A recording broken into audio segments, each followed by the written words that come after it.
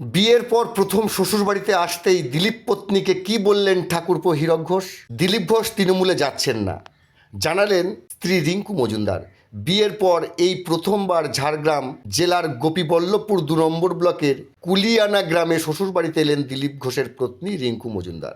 সোমবার সন্ধ্যায় পরিবারের সদস্যদের সঙ্গে জমিয়ে আড্ডা দিতে দেখা গেল ঘোষ বাড়ির নববধূকে। সেই সঙ্গে দিলীপ ঘোষের তৃণমূলে যাওয়া প্রসঙ্গে স্ত্রী রিঙ্কু মজুমদার জানান তার স্বামী দিলীপ ঘোষ তৃণমূলে যাচ্ছেন না। এ বিষয়ে আর কি জানা গেল চলুন আমরা জেনে নেব। খুব ভালো লাগছে। আমি নেচার লাভার, আমি ভীষণ ডাউন টু আর্থ। আমার ছোটোবেলাটা এরকম, আমার মানে প্যারেন্টাল হাউসও এরকমই ছিল, বর্ধমান জেলার কাটোয়াতে। তো আমার শৈশবটা এরকম গ্রামের মধ্যে দিয়ে কেটেছে, গঙ্গার ধারে। তো অনেক বছর বাদে আমি সেই আমার শৈশবটাকে খুঁজে পাচ্ছি।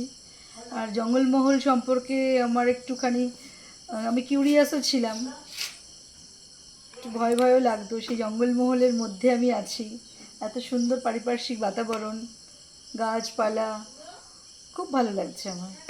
পরিবারের লোকজনের আন্তরিকতা, যখন থেকে এই গ্রামে আমরা এন্ট্রি করলাম তখন থেকে নিয়ে এখন অবধি কয়েকটা মন্দির দর্শন হলো, খুব ভালো লাগলো। গাছ ভরা ফল, পাশে মুরগির পোলট্রি, এখানে সুন্দর গরু বাড়ির মধ্যেই। কিছু কিছু মানুষের হয়তো ভুল ধারণাটা একটা বিভ্রান্তি তৈরি করা রাজনৈতিক মহলে। কিছু ব্যক্তির, আমি জানি না, তো কারো কিছু ব্যক্তিগত হয়তো ইন্টেনশন আছে, ওনাকে কেউ হয়তো জেলাস করেন, তাই হয়তো এভাবে একটুখানি। উনি তো এখন কোনো পোর্টফোলিও হোল্ড করছেন না পার্টির, তো কখনো কখনো ডাকেন, তো তখন তো জানতো উনি। যেমন এই অ্যাক্টিভ মেম্বারশিপ ক্যাম্পেইনের জন্য ওনাকে বলেছিলেন, তো উনি গেছেন অনেক জায়গায়, ক্যাম্পেইন করেছেন, কাজ করেছেন। শেষ প্রশ্ন, দিলীপ দা কি তৃণমূলে যাচ্ছেন, যেটা রাজনৈতিক মহলে এই মুহূর্তে চর্চার বিষয় হয়ে দাঁড়িয়েছেন? কোনো দিনই না, এটা কোনো দিনও সম্ভব না। Thank you. আনন্দ লাগছে, ভালোই লাগছে, সবাই মিলেমিশে আনন্দ করলাম। বৌদি তো শহরের, আপনারা তো এই গ্রামীণ পরিবেশ, মানিয়ে নিতে কেমন অসুবিধা বা কিছু হচ্ছে? আমাদের অসুবিধার কী আছে? আমাদের তো সব শহরে আত্মীয় স্বজন, সবাই। কোন শহরে নেই আমাদের আত্মীয় স্বজন? ঘরের ছেলেরাও তো সব শহরে থাকে। প্রথমবার দিলীপ দা বৌদি এলো, সকাল থেকে কীভাবে দিনটা কাটলো? ওই হুল্লোড় করে আনন্দ করে কেটে গেল।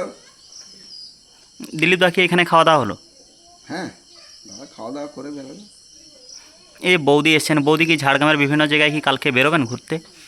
ঝাড়গ্রামের এদিক ওদিক না, ওরা থাকবে না, কালকে চলে যাবে সেই হিসেবে। আর এবারে ঘোরাঘুরি সেরকম হবে না, হয়তো যা হবে গ্রামটাতে হবে আর কি, আর পরে আসলে হবে। এখন ঘরের বউ হয়েছে মানে তো যখন তখন আসবে, তখন ঘুরতে পারবে। Thank you.